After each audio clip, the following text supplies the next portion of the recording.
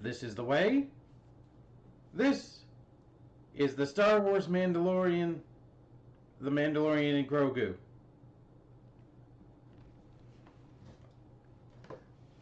Here's his box. Star Wars, the Mandalorian Grogu, the Mandalorian and Grogu. So this is a brand new wave of Star Wars The Black Series, but the box is white. Being first edition. God, that's hard to read. There it is. Set before the movie actually comes out, because there is a Mandalorian dedicated movie coming out at some point. I like the box. It's kind of nice. It has a picture of Mando and Baby Yoda. It has a little blurb on the back.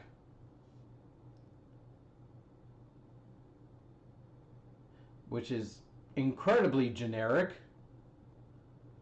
And honestly, this was the only one of the wave that really interested me. Because a random female rebel pilot, I'm sorry, she's not that interesting unless she's like privy, like important in the movie. Like, it's just a generic female rebel fighter pilot, basically. And I'm sure there was like a stormtrooper or something in, but I was much more interested in Mando himself. I don't collect a lot of Star Wars The Black Series. I have 3 of the smaller ones of like Luke Skywalker, Darth Vader, Mace Windu. And my only other ones of this size are Darth Malgus and, oh boy, is he taller. And of course, myself, General Grievous.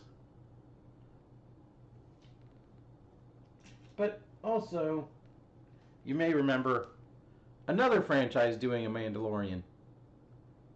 And while I'll admit this guy, not the best, he's alright, he's alright. Let's see what somebody does when all you want is the Mandalorian. Initially, I was not sure if this was accurate to the last time we saw Mando at the end of season 3. For some reason, the vibe felt off, but like looking at pictures, I was like, oh yeah, that is pretty much like, I thought he was shinier. I thought he had more Beskar on him, but then I have to remember he only got a certain amount of Beskar during his, because he also had the Beskar spear that he melted down into chainmail for Grogu. But I like this figure. I like Mando. Din Djarin. I have fond memories of that Christmas. I got my Xbox Series S because I had asked for one. I think I'd asked for an X, and I was told I could get an S, and I'm like, okay. Now I think about it, like X was probably completely sold out, and do I miss the extra space on the hard drive in the disc slot? Kinda, because I can't buy physical media for it, and I enjoy physical media more. But I was sitting there, like during the day, we'd open presents. This was still when we were a whole family, and like, your mother was still alive. And I turned it on, plugged it, like got everything ready. I'm like, oh, what do I have to play game-wise? I don't really have much. Oh, I have a free trial of Disney Plus. And I went in Disney Plus, and the first thing I saw was The Mandalorian. I'm like, Star Wars? What's that? I haven't seen that. Okay, I'll watch that. I think I watched the entire first season pretty much that day. And what I liked about Mando, he kind of felt like just some guy. Like he didn't feel like a special. He didn't feel like a chosen one of the Mandalorians or anything like that. He just kind of, the anonymity of the helmet gave him like a cool factor because you don't know who's underneath, and like he shows up to a bar and claims a bounty on some guy. Like he's cool, and then like as it progressed, it's like I he got this look by melting down Beskar into his armor, and I think I've seen at least one criticism saying, "Oh, he's lightsaber resistant, and he's blaster bolt resistant. It's bad for storytelling." I don't buy that. What I think is you have to create different storytelling, because we do see bullets just ping off his armor and things, but like you have to be creative with like the way you tell stories surrounding Mando. Like, because sure he's a tank. He's basically bullet resistant, or not bullet, laser bolt resistant. So you kind of have to change the story of like work around that. How is somebody going to hurt him despite the Beskar? I think there was like was it somewhere one of the episodes in season 2 where they're on like a prison ship and it's dark and everyone's separated and like they're being hunted. It kind of feels almost like a horror movie. And like Mando gets into a fight. Like he's not being shot at. So he has to fight his way out of a scenario instead of just shooting. That is an interesting way to tell a story because he can still get hurt. Like just because he has a Beskar helmet doesn't mean he can't get a concussion from getting hit and all that kind of stuff, and probably get stabbed in the places where there are no Beskar, like the arms or around the neck. Like you just have to change the story a little bit. I have written Star Wars fan fiction in the past. How can you tell? See, I am looking forward to the movie. I haven't seen anything about it. I had almost forgotten it existed because I'd seen like one random post many moons ago saying they was getting a movie. And I'm like, oh sweet, he's getting a movie. And then I almost completely forgot about it. Here's Mando. Let's take a look at the close-up detail. This helmet is very nicely generically silver Mandalorian. Oh, I already have that open.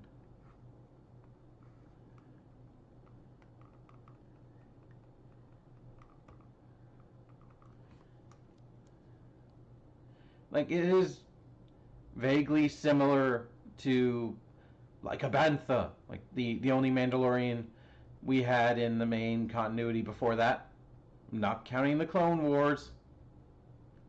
Even though the clone troopers are basically Mandalorians. I'm talking about Boba Fett, not Jango. Oh, Jango counts, but he was given his armor by Boba.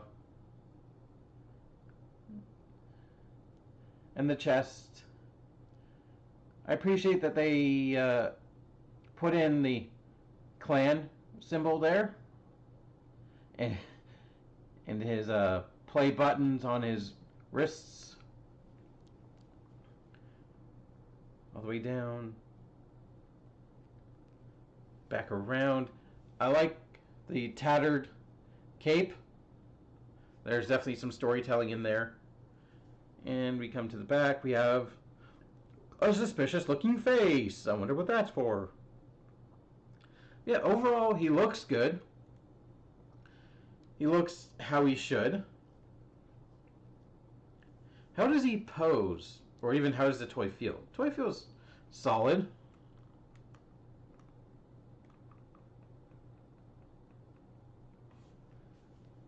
Like, the joints feel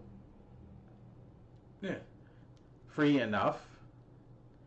And the softer plastic doesn't feel like it gets in the way. So, articulation-wise, the head is on a barbell ball joint, So you get a ball joint at the top of the neck and a ball joint at the bottom. So you can look all the way. You can get all sassy. Like, it's a really fun ball joint to play with. And if you want to, you could pop his head off. He doesn't come with a Pedro Pascal head, so we don't have to have him take off his helmet and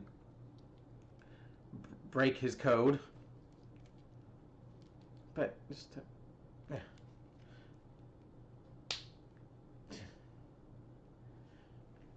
And there's not even a face. Well, there's kind of a face inside. It's molded in there, but you can also see the ball joint. And you can't take off the cape. At least not easily. It's inside his chest plate. It's interesting. But I mean, who would want to take it off, really? Off with his head.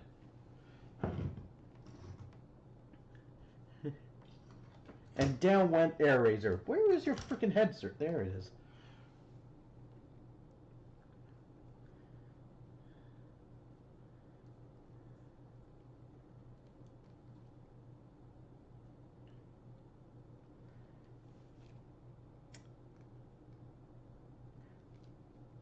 Wow. Very, very Jango Fett, eh?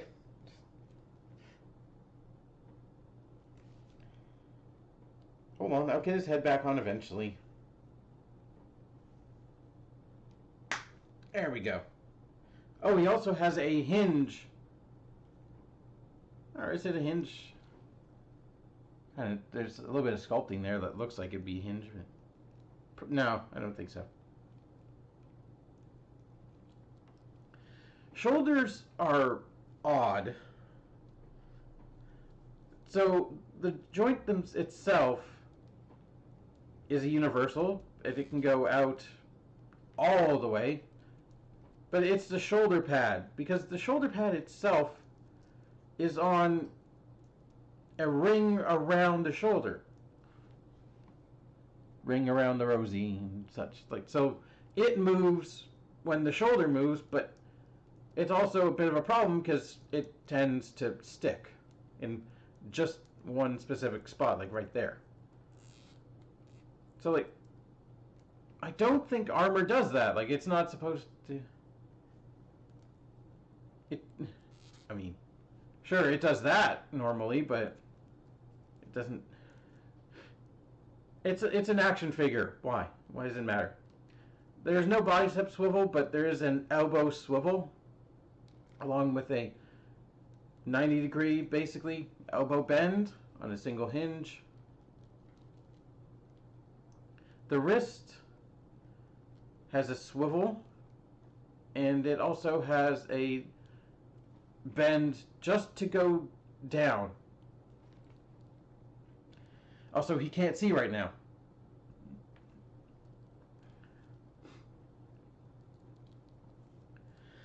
Does the other wrist... Is it a ball joint, actually? I don't want to... Yeah, it's actually a ball joint. So I think both wrists are ball jointed.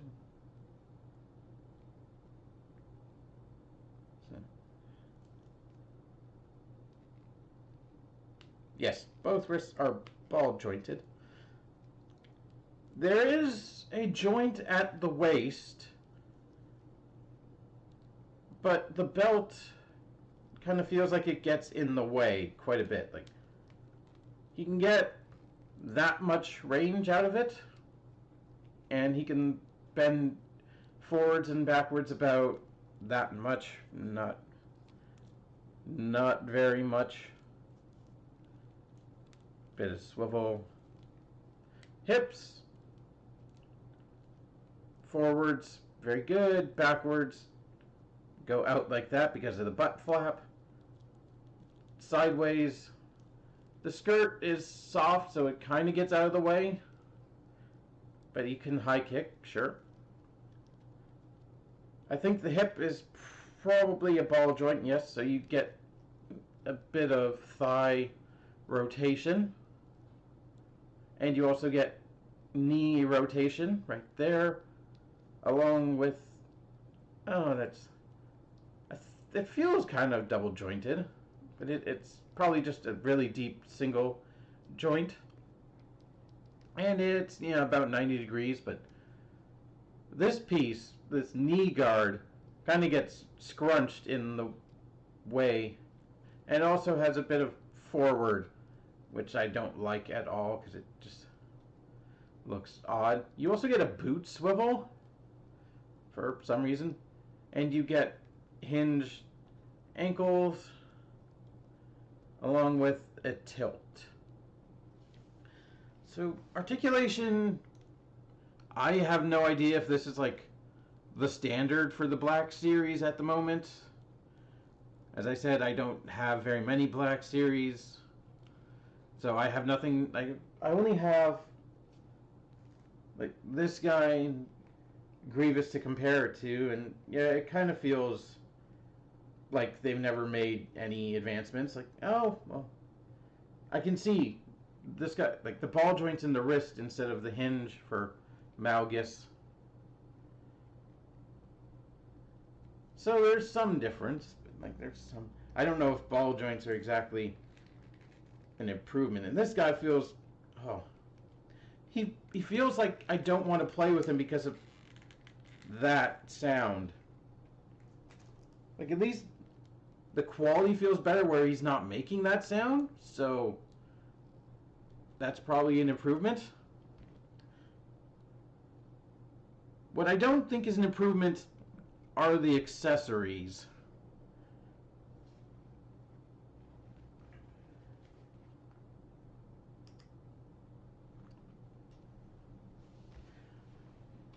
First up, the ones that actually work for me. He has his standard IB-94 blaster, which, while not painted 100% accurate, it actually looks relatively close.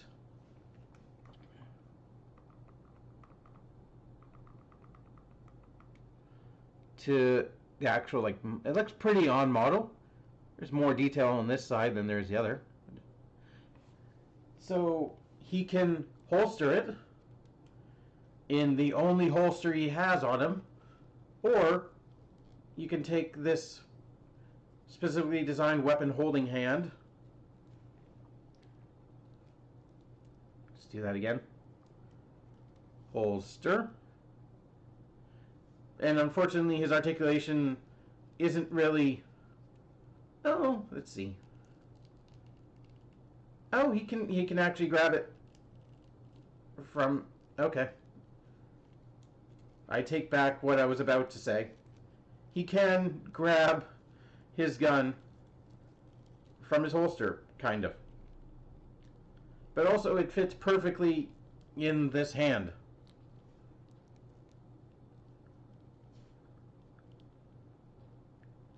And yet, he looks good wielding it.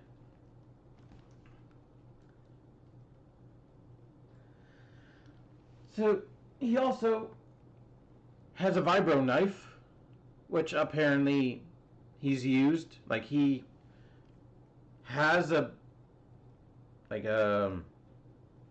holster for it on his boot in the show, not on the toy. And it's a decently molded shiv. I don't think he's not the best at holding it. His hands are not designed for it. I think this additional hand is what's designed for the shiv.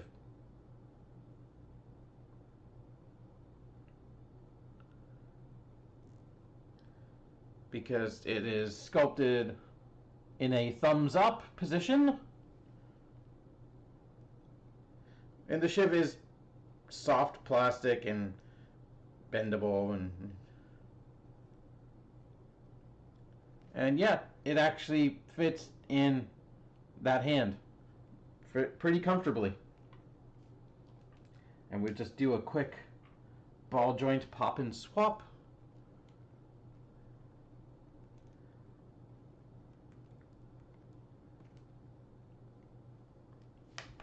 Or I'll drop it.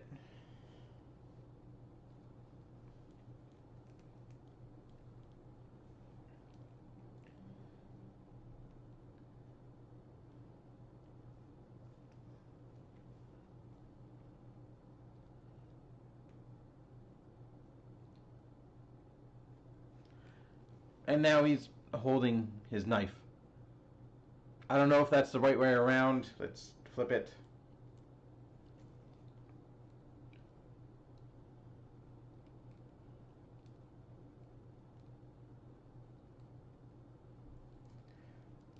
There. He can properly shank a mother. And I'm going to pop his other hand back on.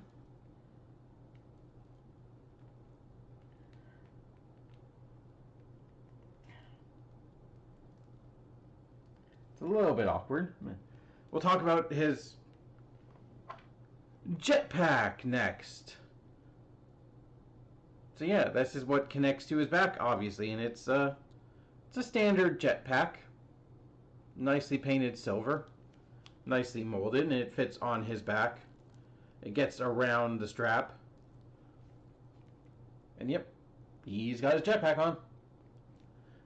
Now we'll move the cape to the side, sort of cover his arm with it to make sure it gets out of the way of the jetpack so he doesn't set his own cape on fire. You could also put it there, but I don't like that. I prefer off to the side. The final accessory that works for me, sort of, is Grogu himself. And where's his chainmail? Does he lose his chainmail in between season 3 and the movie? Did they just not want to put him in chainmail? Because he had to choose between chainmail and a mini lightsaber, which basically looked like Yoda's, which... yeah, is that an insult to him that he's... No, probably Master Yoda be... compared to Master Yoda would... Being compared to Master Yoda. Being compared to Master Yoda would probably be a compliment, but... Also, we know Master Yoda is the only one of his race to talk like that, because we've seen... the Count Dooku show. So his head is on probably a ball joint, but he gets a swivel. His shoulders can move up and down. They're on a ball joint. And his feet, or this foot, is on a ball joint. So he can kind of look like he's using the Force. And he's cute. He's here. I have a Grogu. That's fine. Where is he supposed to go? Like, there's nowhere for him to plug in. Like, no, I don't know. Like, the best I can do is this. Like, just holding him. Honestly, that's kind of lame. I'm actually... Oh, there it went. I was going to say, I'm surprised it's staying there, and then it didn't. Talking about accessories that didn't, aka never happened in the show, where the fuck did this come from? It's a short sword with a bit of tape on it.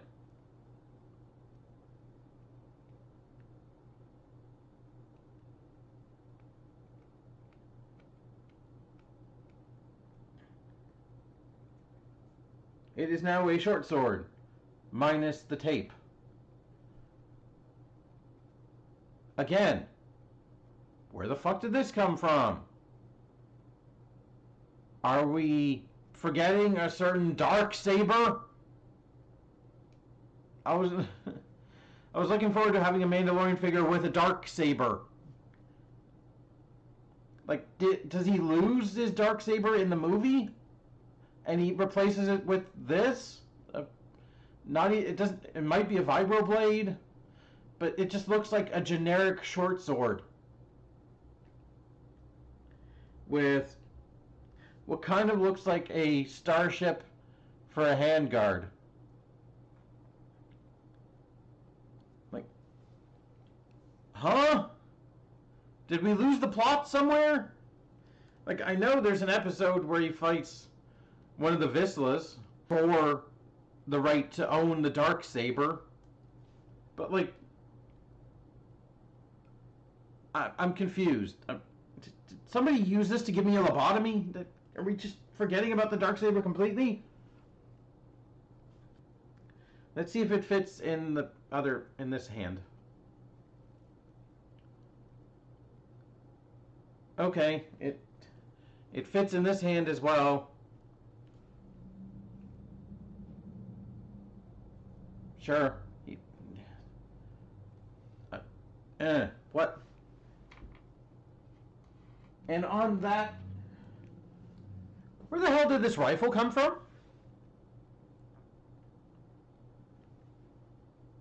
Like, this is not an ambient phase pulse blaster. Where did this come from? Did he lose his pulse blaster in the movie and pick up, like, just a random rifle? With a side-mounted magazine? I don't know if this is intentional or if I broke it, but the scope is removable.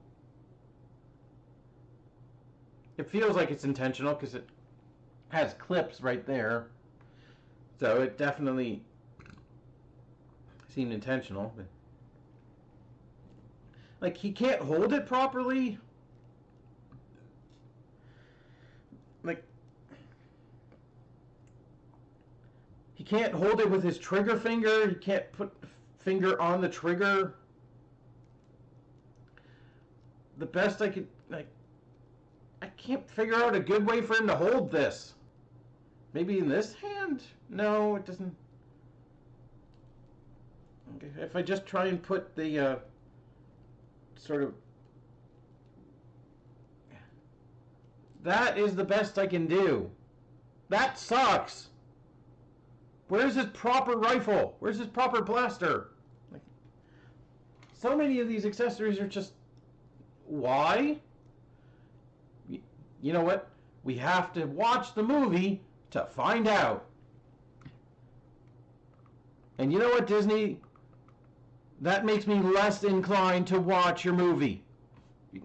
I just want to, if I want to watch a movie, I want to watch it just for the movie. I don't want to go into a movie and be like, okay, when did he lose the Darksaber? When did he, like, you're almost spoiling plot points for yourself. Like, seriously. It makes me almost want to get a different Mando that actually has a Darksaber, or, like, one of the many other characters who have wielded the Darksaber, just to give this guy a Darksaber. I'm sure there's a version of Maul or, like, pre-Visla or somebody that has a Darksaber accessory I can give to this guy. Because I have a small toy, like, lightsaber collection. Like, I have a big toy lightsaber collection in the other room. But I don't have a big collection of these. So I would have been very happy to get a Darksaber to go with these. So in the end, is this guy worth it? Kinda.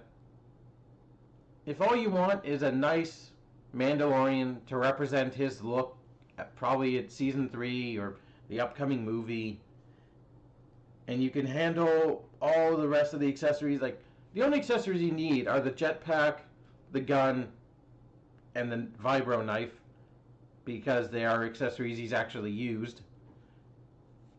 Grogu, take it or leave it. There are better Grogu toys you could buy. But if you don't want that and you don't want to give crappy Disney any of your money, then skip him. And you're probably going to skip the movie too, but I am most likely to see it at some point because I enjoyed all 3 seasons of The Mandalorian and I enjoyed the Book of Boba Fett. I'll take my memes and I'll enjoy them, and I'm not upset if it pissed off the original trilogy fans who criticize the character development for Boba Fett. Like a bantha is all I hear all the time, basically, from somebody.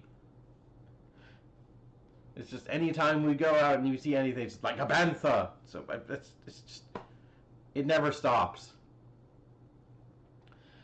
But I do kind of want to pick up other Black series. There are ones that intrigue me. Star Killer, like either the Star Killer, who's like basically the first game, like bare minimum clothing with his lightsabers and things, and or the upcoming one, the one with the Jedi killer armor, with like the alternate storyline where he takes Luke Skywalker under as his apprentice, and like he's wearing Freddy Krueger-esque glove hand and like a sweet helmet. Any other? I've always wanted a Count Dooku. I'd have to go back, but into the old ones, the ones that aren't on shelves anymore for Count Dooku, and maybe there are other characters I've always wanted. But the biggest thing, this is a very pedantic thing that's always kept me from collecting the back series. I first bought the small-ish figures, the Darth Vader, Luke Skywalker, Mace Windu. I told myself, I don't want to buy these ones because they're not in scale with those ones. And then those ones stayed like in their packaging on my wall for years, never touching them. They were pinned to my wall. Eventually I took them down because I'm like, why do I have these pinned to my wall? But I still don't play with those figures. They're still in their packaging, some like in my closet. Not somewhere, I know where they are. So like, why did I set that rule for myself? That rule is stupid. I'm not going to collect every single Black figure. I'm not going to get that obsessed. I'm just going to get some of my favorite characters, probably. Starting with this guy. And he's cool.